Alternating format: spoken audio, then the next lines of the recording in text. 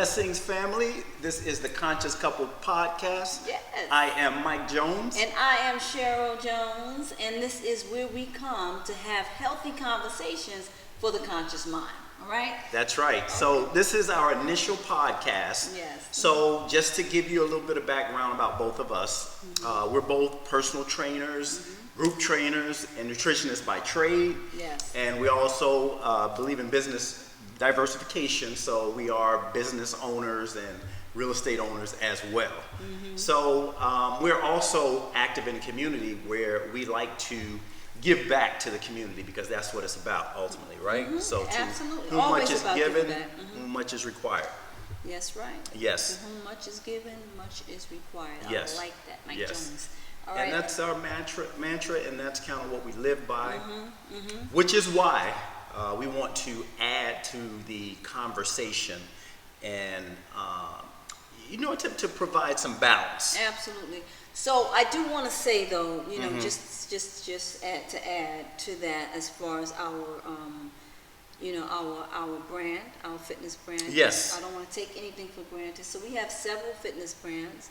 We own one of the largest pole dance fitness studios in Arizona. It's called Purple Palace Pole Studio. All right.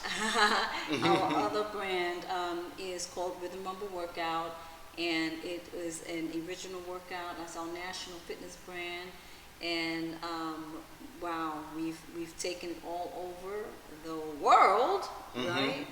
So tell them what Rhythm Rumble Workout is about. So Rhythm Rumble Workout is really it really is like, it's more than a workout, right? And it's based on an African Brazilian form of martial arts called capoeira. If you've never heard of capoeira before, look it up. It is amazing. But years ago, I was really blessed with the opportunity to go to a performance.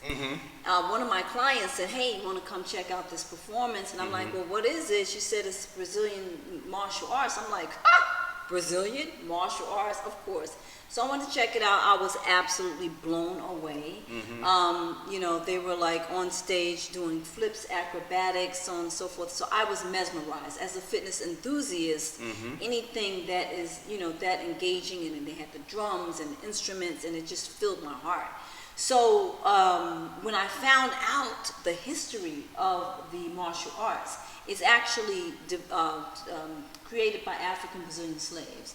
And what they did when they were held captive, and they were in the sugar canes, cutting down their sugar canes with their machetes, they were trying to figure out a form of combat to free themselves from captivity, right? Because they understand what we all understand in our heart, that freedom is our birthright. Right. So they did that, and these brave souls were able to figure out this form of combat, but they had to make it look like a dance, right? Because they didn't, it had to be... Want to tip off the enslavers. Right, exactly. So it had to be, kind of low key, right? Right. So, but anyway, so this dance that they created is called makulale. And so when you see it done, it looks like they're playing, it looks like they're jovial, it looks like they're just having fun, but they were really figuring out a form of combat to free themselves from captivity, and they were successful in doing that. And that is a piece of history that it kind of, gets lost with a lot of history. Right. Our history is so rich. Anyway, being a fitness enthusiast, I was so inspired by the story, so inspired by the art, that I wanted to bring this into the fitness industry so that we can not only benefit from it from a physical aspect, but also to have an opportunity to celebrate the principles that come along with it of community and unity and resilience and all of these things, and power and courage. Yes, Michael. All of those things, and imagine doing all of that in a workout. And imagine doing that in a workout. Of course you're losing the weight, and of course you're doing all of these things, but it's also a very empowering experience. It allows you to connect with one another, and it's an ability for us to reenact and to just keep the spirit of these brave Yes. ancestors Yes. alive. So that's Yes. Rhythm Rumble in a nutshell. And you No, know, it's beautiful, and it really Yeah. is an amazing workout because I wanted Cheryl to share that story with you because there's so much that the workout encompasses, especially our historical Yes. or the historical part of it. Yes. But definitely check it out. That's at www.rhythmrumble.com. Check it Yes, out, absolutely. and you'll see what we mean. But also, just leading back to what we want to do in terms of community discussion. The Rhythm Rumble embraces a lot of those principles about yeah. overcoming obstacles Yes. and things that have us captive psychologically and emotionally. So we want to add some healthy conversation to the discussion to help us break through, hopefully help us break through some of that and just see things a little more 360 holistically. Yeah, and how we do that really, the way that this podcast came to light is one of the things that I think that's important for us as we move forward, just as humanity moves Right, forward, right. is to be able to have, to be able to communicate. Yes. Mike and I have been married for 15 years, and one of the things that we've learned is that communication is key. And what I have observed, and I think Michael can back me up on this, is a lot of times there's a breakdown in the communication Right. between men and women, right? And so we do see and experience the world through different lenses. It just is what it is, right? And I think that what happens a lot of times, and again, correct me and interject me Right. at any point if I'm off, right? Because I can only speak from my perspective as a woman. So what happens is we're speaking, women, when we have, a complaint or we're just seeing something, we speak to each other about it, and we're trying to figure out how a man thinks, and men speak to each other about women trying to figure out how women think, but we're not speaking to each other, right? And when we do speak to each other, we talk at each other Right. instead of to each other. Right. And we listen in order to respond and not listen to understand. Right. So these are some of the key elements that are missing from the conversation. And hopefully we can get back to listening to each other and talking to each other. And with the discussions that we look forward to having as we continue on with this podcast, we hope that we can establish a foundation of how to do that and develop understanding. I mean, there's always going to be disagreements and things that you don't see eye to eye on, but the main thing is being able to disagree without being hostile or I guess, for lack of a better way of saying it, overly emotional about the disagree even with understanding. I guess the best way I can put it. It is. It's love and understanding. Yes. And learning what love looks like. And I know a lot of times we talk about love, but love is an active process. And just creating a space, creating a space in yourself, in your heart, and in your spirit to be open to other people's perspective. Right. Other people's perspectives. Yes. And Mike and I, people look at us and they're like, "Oh, you guys are so amazing," and but amazing doesn't mean we don't disagree. Right. Amazing doesn't Right. mean that we don't go at it from time to time. Amazing doesn't mean that we don't get angry at one another. It doesn't mean that. We allow those emotions to happen, and we allow them to take place because I believe I'm not one of those people. And Michael, we're just having an organic conversation. Yes. This is not something that we may have necessarily talked about. But me myself, I don't believe that you shouldn't that you should ignore your emotions. I don't believe in suppressing emotions. I don't believe that. I believe that you should allow yourself to feel whatever it is that you feel, but get past it. You know what I'm saying? Like, express it. If it's something that Mike does that I don't like, I'm gonna say it. You know, I may, you know, like, you know, I may check myself first to make sure I'm not coming at him just like boom. But I'm gonna tell him how I feel. Like, you know what I'm saying? Right. And then he's either gonna receive it gracefully, or he's not gonna receive it gracefully. But it will be received, and then we deal with it and we get past it. We move on. Right. You know, you don't hold on to stuff. Ain't nobody, you know, 5-10 days later, you still mad about the same thing. Exactly. Right. So, you know, so there's that. And you know, there's growth with any conversation, well, any relationship. Right. There's got to be growth, and hopefully people can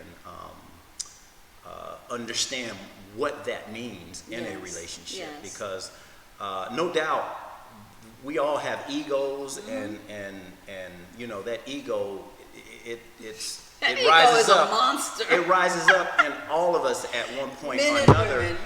But one thing about what I've learned to do is, in times like, as Cheryl said, when she brings stuff to me, you know, and that she may not have liked, and you know, my ego says, well, you know,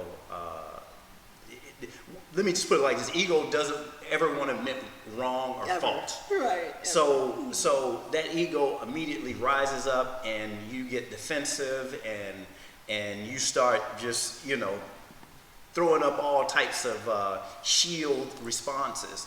But what I try to do is internally just think about it and say, the only thing that's got me upset right now is ego.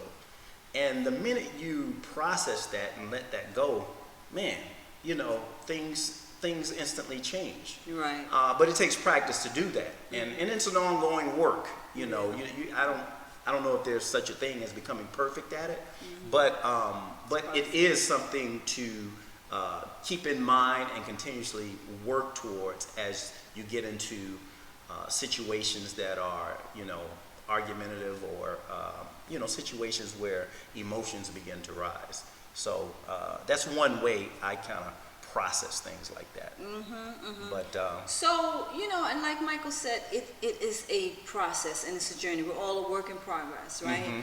So we may know these things like intellectually, but when we come up against them, you know, again, it's always something. So, you know, even with this podcast, I'm sure, you know, our goal is to really pick topics that are maybe uncomfortable, you know, that may be a little controversial, that things that, you know, typically we may talk about amongst each other, you know, like women may talk to women, but they're not talking to men about, or vice versa. So, you know, we perfectly understand that there may be times when you may see that rise up in us here, while as we're discussing, you know, things that, you know, may touch a nerve or whatever. But it's really about, you know, it's about transparency, and just keeping it real, you know, and seeing that we all have these spots, these things that trigger. We all have trigger points. Triggers and sensitive areas. That we don't even realize. We don't even realize sometimes that they're there until somebody steps on it, or somebody touches it or pokes at it, right? And I think that a lot of times that couples, sometimes they can have a potentially great relationship that they are misreading because we have these unrealistic expectations and false ideologies about what a relationship is supposed to be. Right. And I think that it's really important. The first step is for us to begin to take away those like fairy tale perceptions that we've been sold through media, through fairy tales. Well, it's through especially life. Right? It's especially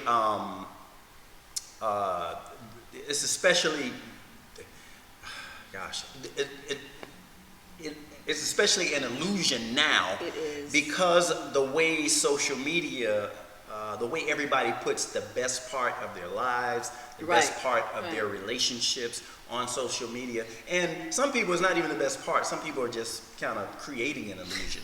So when we see that, and it can make us feel, personally like, man, our lives or our relationship Right. ain't worth a damn because Right. because of what you see Right. when other people are like this, and doing things. And I mean, don't get me wrong, we put some of our good times on social media as well. Absolutely, you should. But you got to know that that's not the whole of what a Right. relationship is, Right. whether it's marriage, girlfriend, boyfriend, whatever. There's some times off cameras when things aren't so peachy or smooth. So Well, it's just part of yeah. relationship, Yeah, And I would always think about that song. What's that song?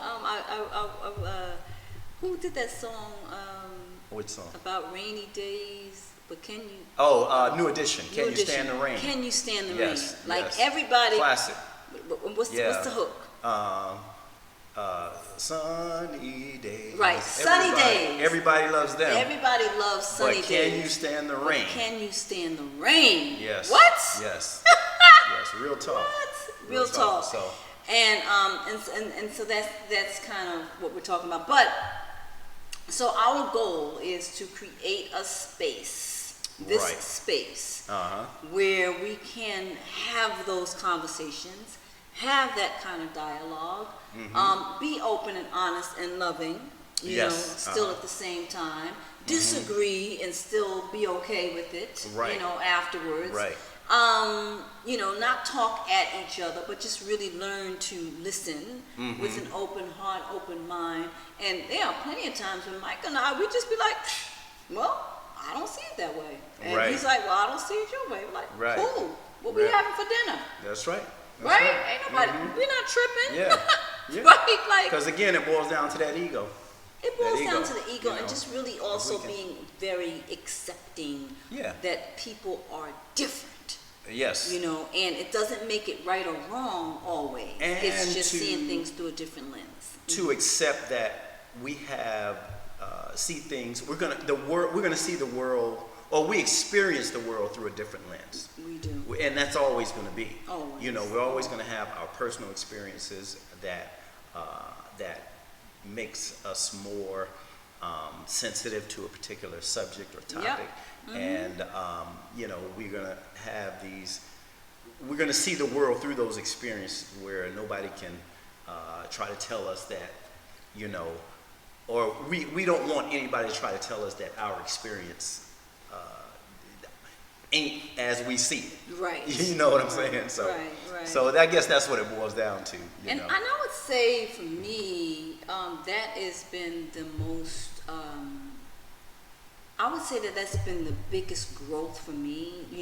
We can say that we're open, we can say that we accepting, but really being married and just having a whole nother individual who is his own person.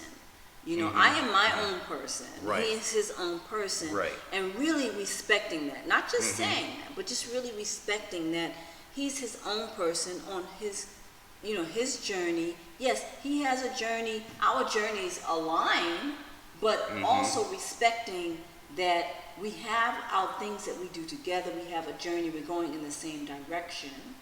But he also has his own set of experiences. I have mine. Right. And just being really respectful of the balance.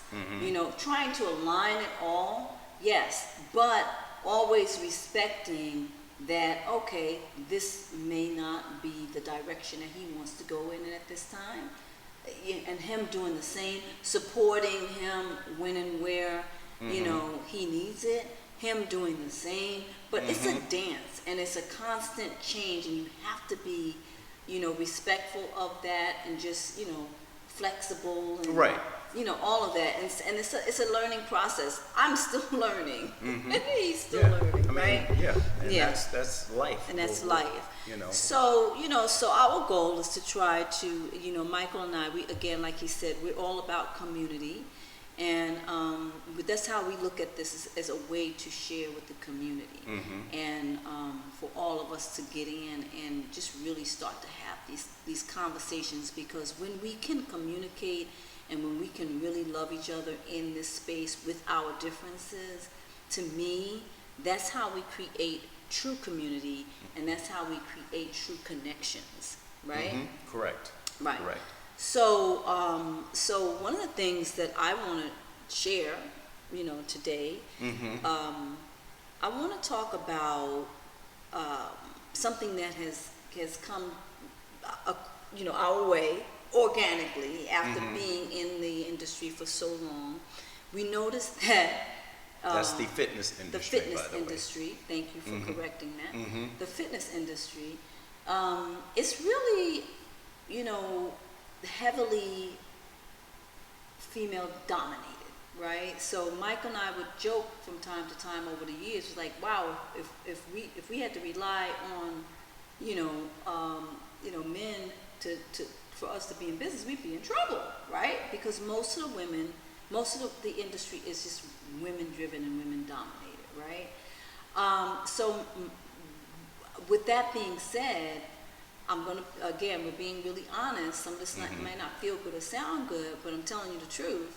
I've heard a lot, Michael, from women clients who are come to us, who invest in themselves, who are taking care of themselves, who are exercising, that they can't get their spouses on board, right? Like they're doing the most. They're taking care of themselves, they're eating right, they're doing the most. Right. But their spouse is not. And I've heard it enough. Over the years, we both have, for us to say, hey, there's got to be, some truth to this. Yes. So I'm just going to put it out there. Are men being, irresponsible when it comes to their health? Collectively, I'd have to agree with that somewhat, because as you said, we've both been in the fitness industry for many years now, and without a doubt, 80 to 90% of the clients, both in group classes and personal training, have been women. We got to say what we see, right? Yes. Yeah. And we've heard the same the gripes over the years about them not being able to get their husbands on board with the working out, especially with the nutrition and eating part. Right. Forget about it. Right. And we're seeing that as we look at the senior population, and also speaking to the women, there's a lot of fear that, okay, this is going to end up with me having to be a nurse. Pretty or much. a live-in nurse. Right. So, and they're not saying, I know that they won't, a lot of women, we don't feel comfortable saying that. Right. But that is really what's on our mind. Yes. Like, I'm doing all of this, you're not doing your part. That's really kind of selfish. Yes. Because I'm going to be the one that's taking care of you, and I'm going to be the one that's pushing you around in a wheelchair or whatever. Hopefully, God, we hope that doesn't happen. But it does happen. It does. It does. And so the question is, Michael, you admitted that, yes, you have to admit that yes, that is the case. So Yes. I'm about solutions, right? We're Right. not just here to gripe or complain. So from a man's perspective, because a lot of times when women are speaking, we, maybe we're not saying it the right way. Maybe there's another way to communicate to get men on board. How do these women reach their husbands? Like, what advice can you give to women to get their spouses on board? Well, that's a good question. First, I'd just like to expound upon what I think, like the historical root of that issue or occurrence is, which is, I think it's just from a overall societal aspect that the pressure or onus of women having to look a certain way, Right. with True. the media image and all of Right. this stuff, has manifested in that area right there and driving women to work out into the gyms more so, and men not having as much social pressure to look a certain way physically have created a more relaxed mode, Interesting. and even some, there's even the thought process out there, as long as I got money, it doesn't matter how I look. All right. So I think overall that's created an imbalance in terms of the approach to fitness, where men just aren't as concerned overall. Now, don't get me wrong. I mean, you got guys that are into it, and the guys that are into it are into it. But Right. when we talk about the overall numbers and what we see at all the fitness facilities, you're going to find, as you said, that women are Driving it. the They're at majority the of the forefront. drivers. But as far as what women can do to push their spouses, that's wow, it's a tough question, because for me, because there's been no other way for me, Right, all right, my life is just right. like a given. Okay, well, let's So- take you as an example then. Okay. Let's take you as an Uh-huh. example. What has been your motivation? Well- Why are you so motivated? Well, health has always been my motivation. Okay. Just I understand the connection between, keeping the body healthy and being functional and feeling good. Okay. So. So you're that- driven by practicality, information and practicality. Yeah, information and practicality, and I think men being more like operating on more logic and reason and Right. rational thought. I think that there's some. The information, I think, would Is probably what be gets the them. most powerful thing in And terms that's of. kind of where I was going Yeah. with that. Yeah. So with them, like for us, we're feeling, right? We're like, Right. oh, Uh-huh. we really, we care about, how we're going to be feeling. Or like, we don't want to be a burden to you later. We want to make sure that, or whatever it Well, is. women, it's and emotional. also it's the aesthetic thing. And with women, too. aesthetics, Yeah. okay, Yeah, you want to fine. lose weight and look a certain way. Fine, we So, wanna look a certain way, all and that. because women come to us all the time. Okay, I want to get rid of this. I wanna That's get rid true. of that. Okay, I was So- trying to make us really. Yeah, Okay, so- it's fine. Vanity too. Vanity Right. too. So Okay. vanity. So men, of course, are not as much. Don't Driven get me by wrong. vanity. Some men want to look a certain way, but as we tend to get in our middle age and to older men, you find less and less that are driven by By that, vanity, right. By vanity. Vanity's Yeah, not- like, especially once you get married. Right. And they feel They like get they settled. you get settled. You feel like I'm not on the market anymore, so I don't have to look a certain way. Right.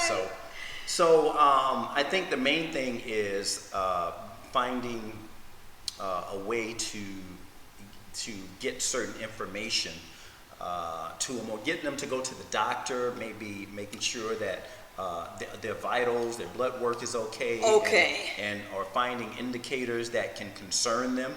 That part. Yes. We're gonna let that part. I'm glad you Yes. brought that up. Uh-huh. I am so glad you brought that up. Okay, first of all, let me just back up a second. Mm-hmm. So what I'm hearing you say is information and practicality is more of a motivator to men. If you're going to speak to them and you're trying to get them to move or take an action, Right. you're better off coming, speaking from the left brain rather than the right brain. Correct. So we want to come with facts, figures, practical things. Yes. Not, Or or indicators. indicators, not emotion. Alarms, right. Right, not Yes. emotion. Because Yes. that's for the most, and again, exceptions. Like Yes. there's some men that are driven by vanity, Yes. but And in I mean, some when we talk women- about the younger population, of Yeah, course, right. there's still a lot of vanity and, Right. and you got Or single people. yeah. Single, younger, But- higher testosterone. Right, You're all gonna that. you're gonna have more vanity and, Right. and motivating. But if we're talking about they're settled, they're married, Right. they're over a certain age range, then Yes. this is what we're talking about, right? Yes. So now let's get to the doctor part. And Okay, before I get to that part, I'm sorry, because I like to paint the picture. I don't want, I know I said that about, information, getting practical information to them, so on and so forth. So, how would one get practical information? Because I'm going to tell you something. Yes. When we do those nutrition workshops and Right. stuff, when men hear you talk a certain way, they Right. respond to that. Yes. So yes. I believe you. No, yeah, if they get the information, especially like with men, as I said, practical information. But if you give them some real serious information, Yeah, such as they'll respond to like that. their reproductive or sexual organs, Hey, hello. Tell them that. Exactly. Okay, something might not be working if you don't get, you gotta Yep. you gotta hit them. And women are not gonna necessarily say that. Right. Right. Right. So Okay. that bad eating, and I warn men about this, especially as they get into their late 40s and 50s, Right. and you're eating that bad eating, unhealthy fats, sugars and fried foods and So that overloading on meats, and we got to understand that those are in your extremities, in all your extremities, but especially your reproductive area. You have smaller blood vessels that lead to those areas, called capillaries. And when you're eating, a lot of bad fat, trans fat, saturated fats, and high sugar foods, high sugar processed foods, all of those can lead to damage of those capillaries, easily clogging them. And when those capillaries get clogged, guess what? Blood doesn't flow to them. So- and from high sugar, they can even get damaged where they don't And I function or work guarantee at you, all. most men are not making that connection. Yes. So bad diet can lead to erectile dysfunction Exactly. later Exactly. down the road, Sure. but nobody's talking about that. Right. And they're not making Right. the connection because Yeah. they're not having these candid conversations. Yeah, I mean they're mentioning it without mentioning what created or the problem that creates They're talking it. about They're erectile talking- dysfunction, yeah. but they're not making that connection Yeah. to diet. Right. They're just promoting Viagra, do this and exactly. that. But they're not medications right. that address it temporarily or symptoms. But they're not dealing with the root of But it. not dealing with the root of it and what preventive actions that could. And I absolutely 100% believe that if men really understood that and really knew that, Yes. that would get their attention. Yes. Yeah, I absolutely. really believe that. And they do, because we've done workshops where, I've talked about that, and look, Ears when perk you talk up. about when you talk about a man not being able to function perform, right. from a sexual standpoint, I mean that's a major part of our manhood, Right. right. And right. man, there's nothing makes a guy feel worse when you can't perform. So that is definitely a point of interest when it comes to that. Now, let me ask you this. Is that something, though, that a woman can receive, a man can really receive from a woman? In other words, do you think that if a woman wants her spouse or, her partner to really hear her, should she have it come from another man? Is another man going to be more receptive to these things? Or, is that an approach to take? It's hard to say. I guess it all depends on the rapport that you and your partner have. Right. In some cases, yes, it would have to come from a professional, either a nutrition person or a doctor. And then in some cases, a woman might be able to talk on that level, but they would have to really be at a certain level of communication. So let's speak in general, Yes. because I think that would be exceptional. Yes. They would have to have an Yes. exceptional communication rapport. Right. Right. Right. So let's not talk about exception. Let's speak about Yes. the average person the average, Right.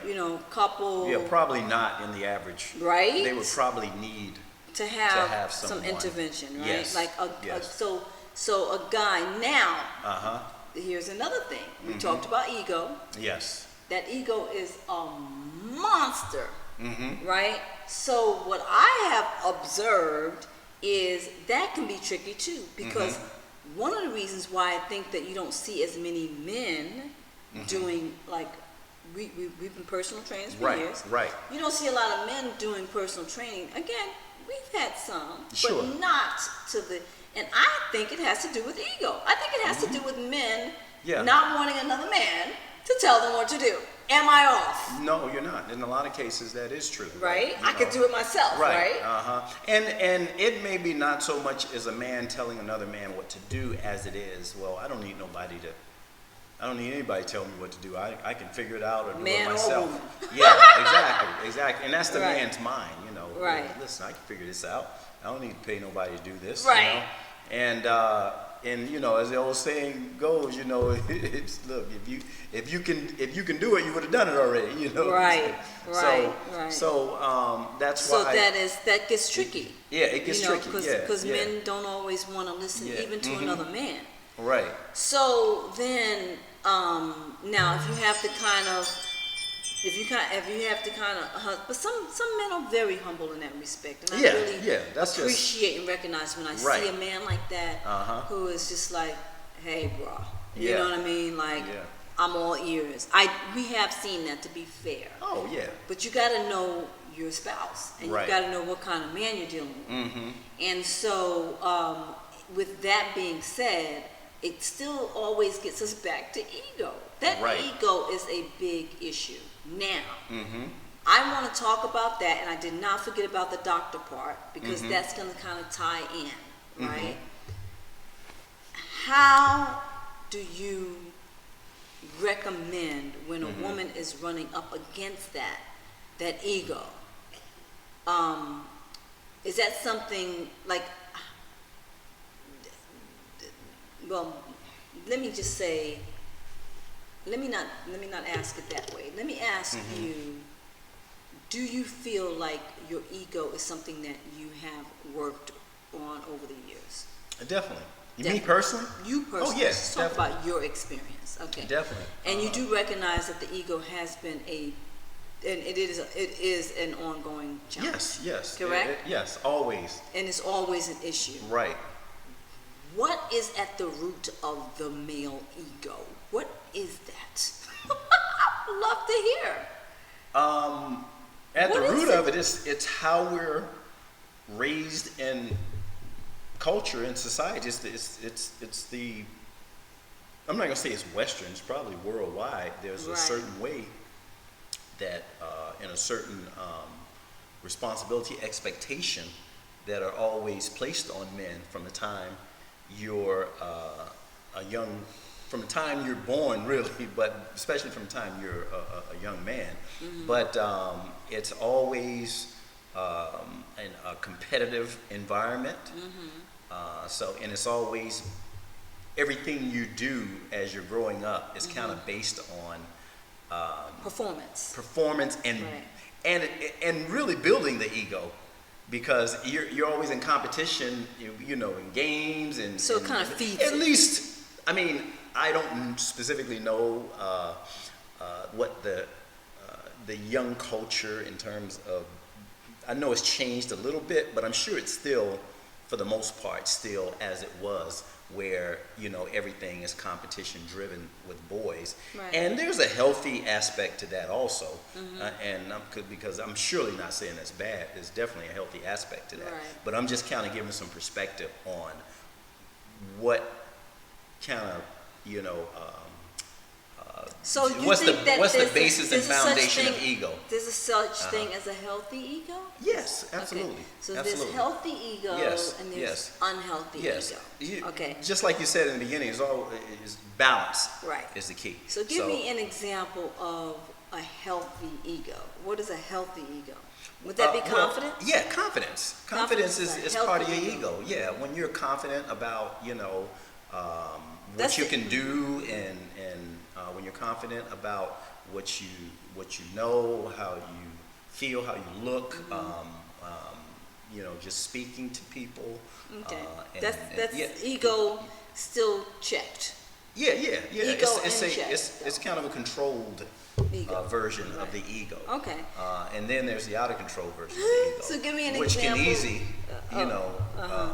well, I mean, it manifests in a lot of ways with the out of control person of the version of the ego when you get into discussions or arguments where it's I'm never wrong about anything, always want to be right, or wanting to be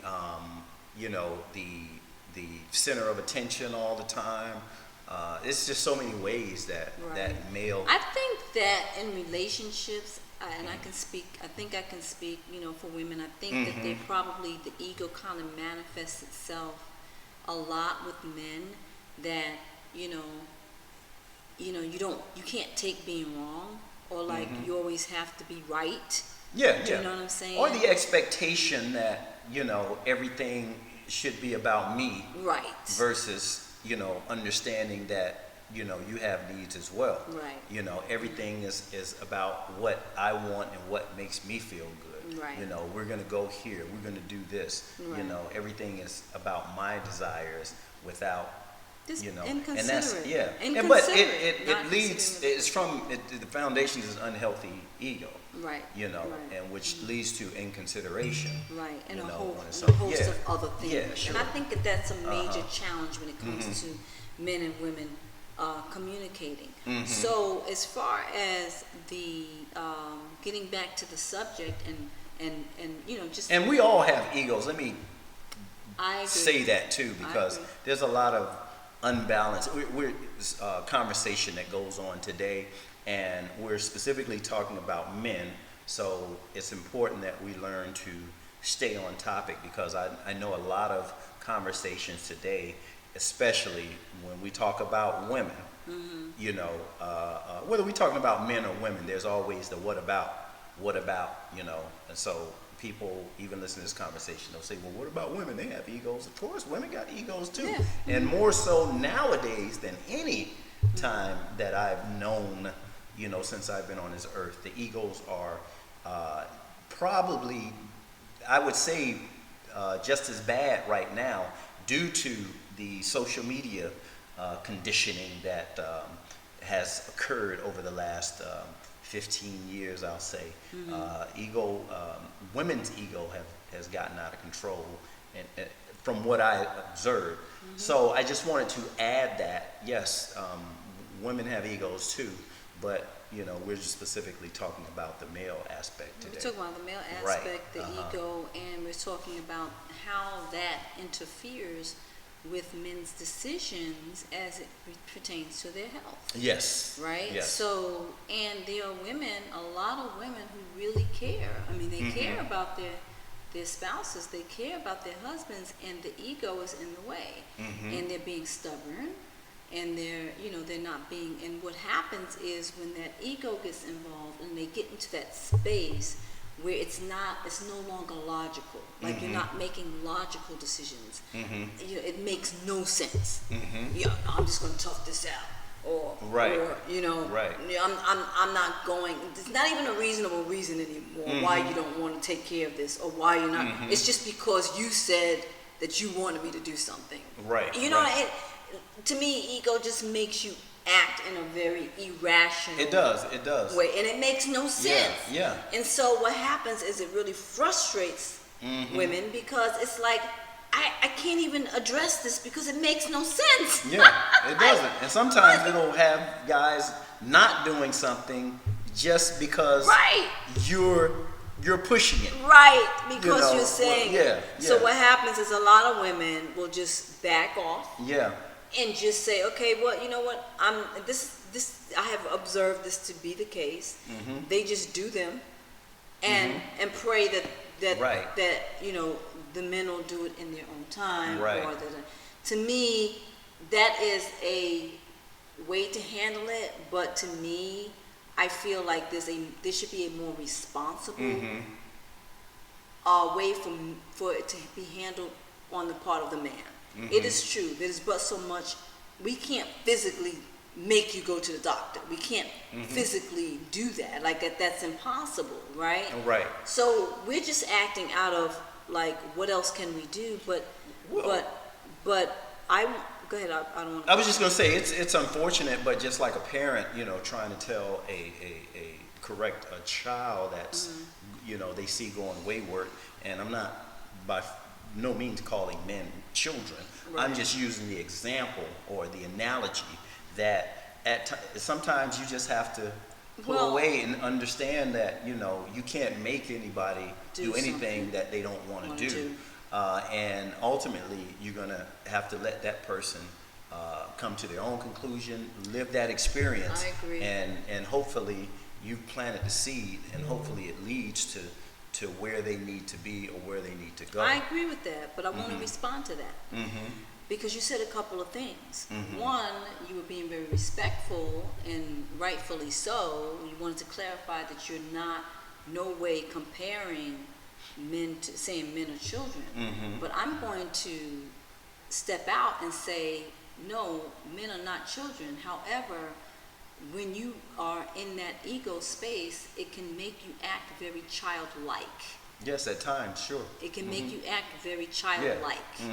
And, and so, as women, we're trying to be respectful to a grown man who's acting like a child. And I think that it's really important to really and again, I love my brothers, right? So I'm not being disrespectful, but sometimes you have to tell it like it is. Do you know what I mean? And then we're trying to be respectful by not speaking to you like a child, even though in that moment, that ego has you acting very childlike. Right. And it's very frustrating for women. So and when it comes to the doctor, now, let me say this. I think, and what I have found that helps me, is to try to be understanding, right? To try not to be frustrated, to say, let me try to go a little deeper and understand why this person is acting in this way, right? Because I'm a believer that if I have this understanding energetically, it's going to make me respond and interact differently with the man, right? And sometimes I think that, and again, I'm saying this out of love and not disrespect, I think that women, for the most part, and I think God made it that way, is that, and that we are just, for the most part, just more in tune with our emotions, right? Like we can tap in to the emotion.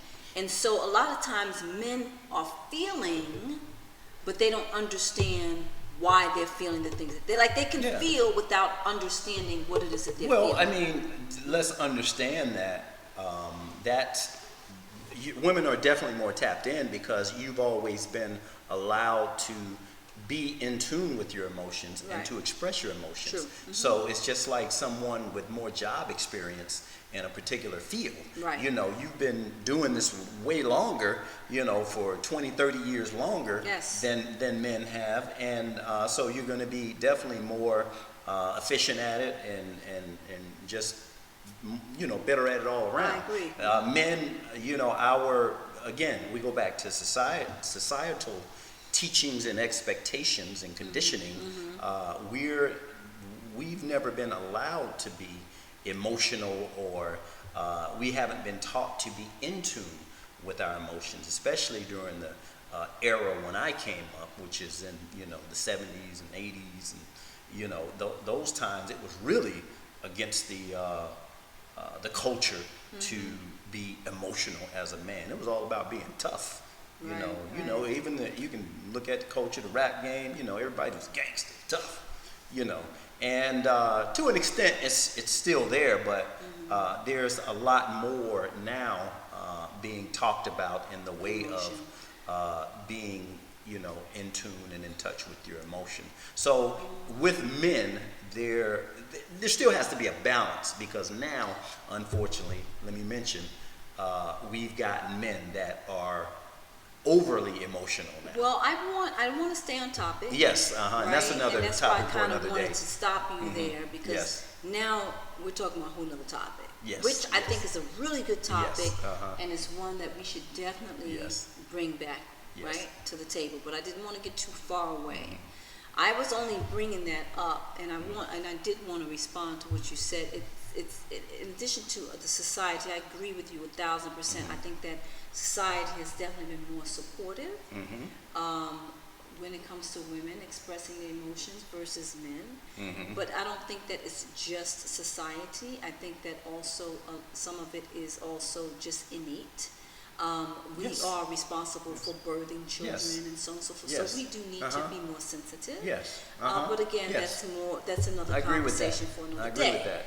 I only brought that up to say I'm still on topic about the ego, and the reason I'm bringing and I'm still on topic and talking about the ego because I think that the male ego is what is a big factor in keeping women from getting their spouses to go to the doctor or to do other things that I feel that may be good for them and that they know is good for them, but they're still not doing it. Right? So that's how this is all tying in. I just want you to know I'm still on topic. I'm still on topic, right? So regarding regarding the ego, one of the things I was trying to get to is to find out from your experience, what have you done that you feel has helped you in kind of getting that ego in check? I know you mentioned something earlier, but is there anything, did you want to expound on that, or like how have you been able to start to address that damn ego? Well, I think for me personally, a lot of self-reflection. Self-reflection, just deep thought, meditation, reading. Right, reading. I think those have been like the primary factors in helping, because especially when you read those books that are, as I said, self-reflective, and those books that can you think of a book off the top of your head that you can recommend that would be a good book for a guy to read that you think would help him? I'll tell you what, Emmanuel's book is a great book. That is a good book. Yeah, and there's 3 versions of it. Right. I want to say that second version was the... Okay, and it's called Emmanuel's book, right? Yes, Emmanuel's book. All right, that's what it's called. Yeah, that book, and one I've just recently read was The Monk Who Sold His Ferrari. The Monk Who Sold His Ferrari. Great, excellent book. Yeah, those are 2 excellent books. Yeah, really good books. Are really good books. But there's a lot of books out there that are books that elevate consciousness and just build just self awareness and self-respect and just self-assurance. So all of those things that really that those books, in addition to reflective thinking, that kind of gets you to look deep inside and to you, your decisions, your understanding about yourself and your decisions in life, and all of those things, I think, help you reach a different conclusion, or kind of help you shift, if you will. And I agree. Those things, I think, for me, have helped. But again, everybody has a slightly different journey. But no matter what your journey, I don't think reading books can ever hurt. I don't think doing reflection can ever hurt. Or doing any type of affirmations can ever hurt. Here's a question for you. Would you say that at the base? Would you say that at the base of ego is fear? Would you say that it's fear an aspect. is a driving? It's an aspect. I don't think it's. I wouldn't say it's the foundation, but would you say it's a driving definitely factor? It's. I think it can be an aspect of that.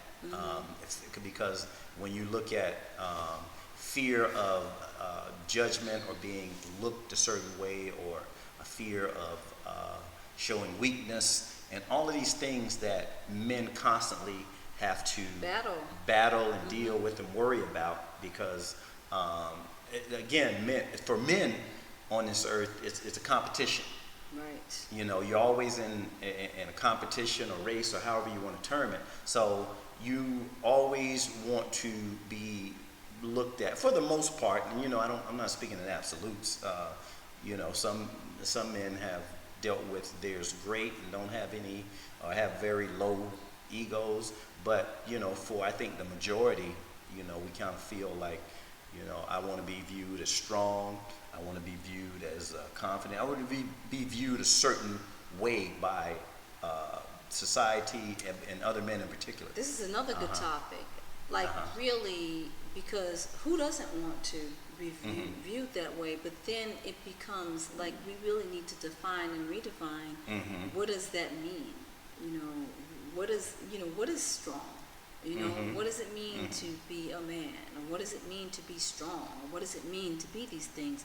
So I think that that's something that we all long for, but we do need to be very clear about, you know, because a lot of times society has shaped what we are supposed to, just shaped our definition of things. Right. To the point where it's warped. It's like, so we're spending a lifetime trying to fit a warped perspective or definition of something that's not even attainable, that's not healthy, or not even real, right? So that's a whole nother conversation. But I did want to find out if fear was a driving factor, and I think that that's a really good segue into the whole doctor thing, and because let's put it out there, that's a real problem. Like a lot of men don't go to the doctor. Right. You know, now I'm a black woman, and a lot of my experience is with, you know, black men and black people. So I don't know if this is something that's across the board, like men are just like this in general. Is it just like mostly black men? I mean, I don't know, but I do know that it is a problem. So can you speak to that? Well, I mean, I definitely think fear is a big factor when it comes to doctors and men. Okay. From the fear of learning that something is wrong, and you know, and the fear of, if we do find out something is wrong, being vulnerable or feeling vulnerable. Vulnerability. Because my thinking was, what's wrong? If you find out something wrong, y'all are problem solvers. Don't you want to solve the problem? And logically you would think it would work like that. Right. But when something breaks down, it kind of, or just like when a man gets injured, or if especially as men begin to age, that vulnerability really affects men emotionally. So I think those two things, and then I think there's some epigenetic stuff there with all the stuff that's happened throughout history and our experience in the medical community. And you're speaking about black men right now. I mean, specifically black men, you know, things that we've experienced in the past with the medical community but still runs in our DNA. Example. So the Tuskegee experiment, one that people know, most popular one, but experimentation has been done on us all through, just as black women have. So that's what I was about to say. Experimentation has been done on black women as well, but yet we're not responding in that way. Well, I mean, there's the other two things I just named also, which is the fear and the vulnerability, and the mistrust. You know, so all of those things combined, and again, women are pushed more from a younger age because of, you know, the constant checkups that women. So we're just more accustomed to going. Yeah, more accustomed. You get used to it, and you get kind of acclimated to it early versus men, because, you know, and then men, you know, in the community, what we tell you, shake it off. You know, shake it. Look, ain't nothing wrong with you. Shake it off. You know. So this, you know, we're about solutions. And let me just add this, especially for those of us who played sports. Right. Yeah. There's a even culture. even when you get injured, you got to push. There's a culture of you push through it. You got to push. Yeah. The guys played hurt all the time. So So you now, I have two questions in response to that. Right. You now, your your more mature, evolved self. What is your response to that kind of culture of, look, just shake it off, just push through it, just work through it? Do you still feel like that has its place, or do you feel like that is not a culture that really is, supports us in the long run? I think I think all the old manhood principles have their place. I think that there has to be some reasonableness, Okay. and some balance, and some as I said, some reasonable thought applied to it. Right. So obviously, if it's something minor and small, we don't want men like, I got my arm. We don't want that. Right. Even with little boys, Right. like, ain't nothing wrong with you, man. Toughen up. Right. But if it's something that's serious, we don't want them trying to, your ankle swelled up. We don't want you like, okay, trying to push through. No, Right. look, Go to man, the sit doctor. down and let's go get it checked out. Okay. So there Fair just enough. has to be some balance Balance. and some reasonable decisions applied to it. But I think Fair there's still room for a certain aspect of it. All right. So I said I had two questions in response to that. Yes. My second one, because we're about solutions, Right. and we're about finding, just better ways to communicate, so that we can connect and we can evolve, right, in a balanced way, men and women. So my question is, how, from your perspective as a man, how can we support you as women? How can we support you through that process of, dealing with those kinds of fears and, dealing with the ego and, all of that?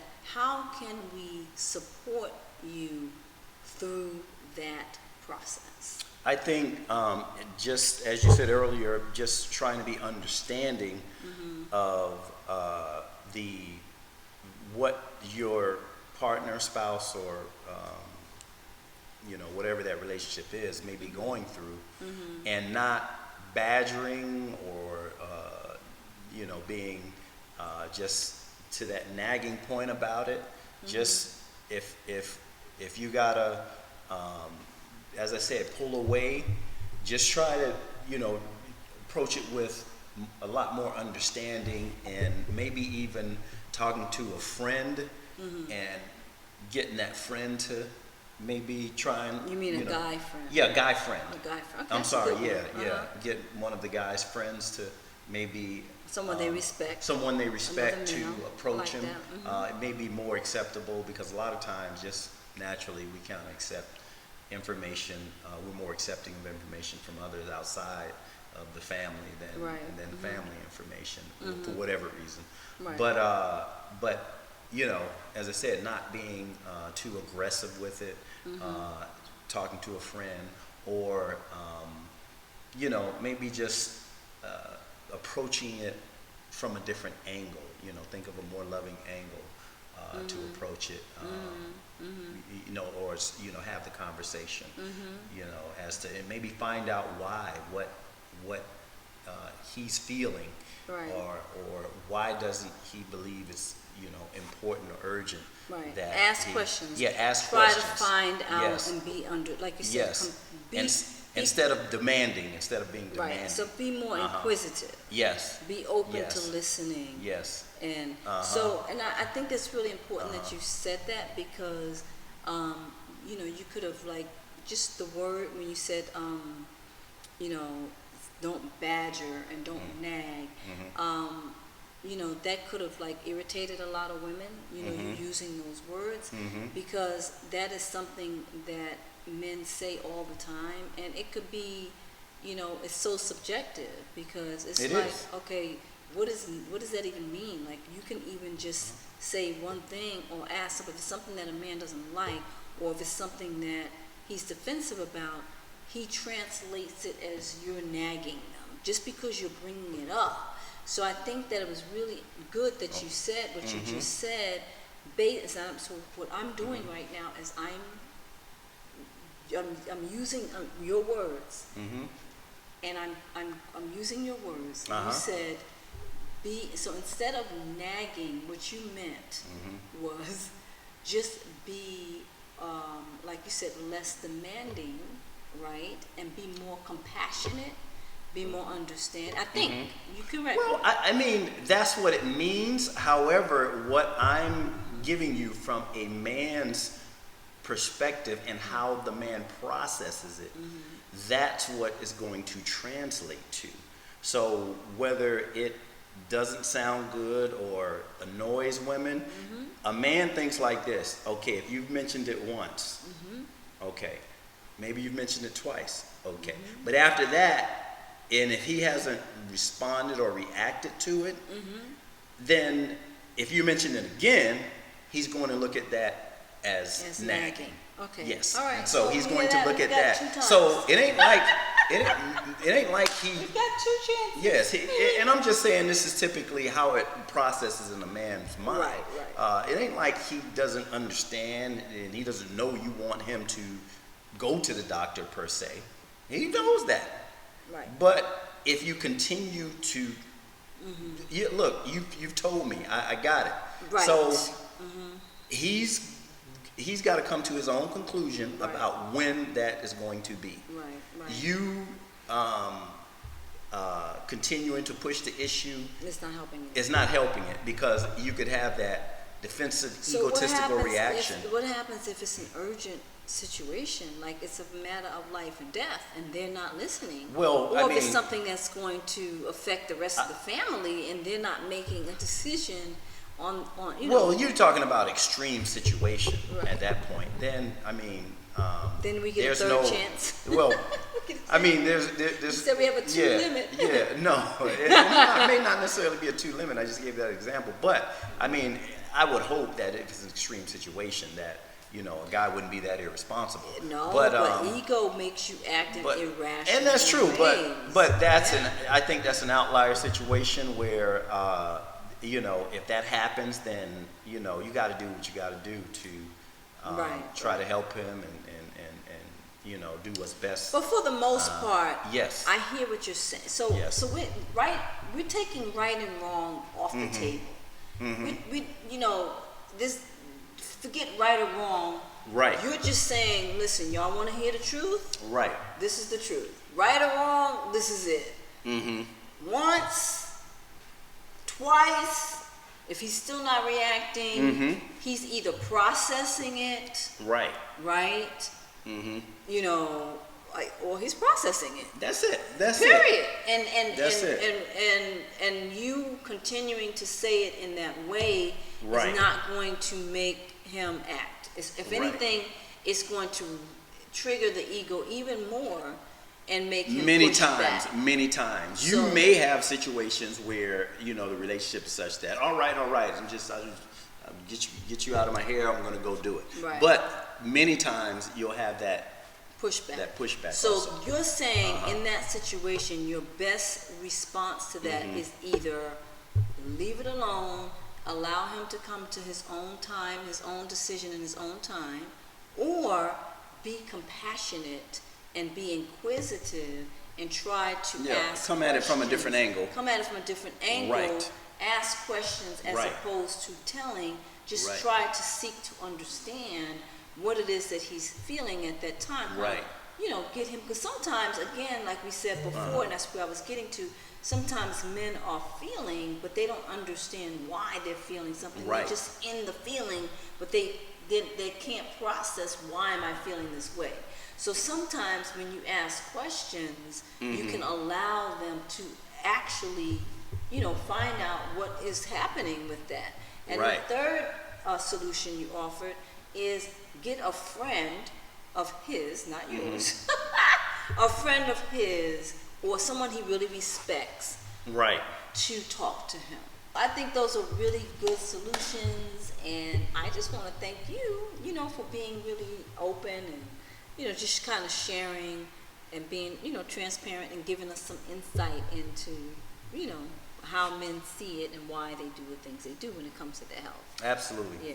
So, Okay. you want to say any last things before we wrap it up?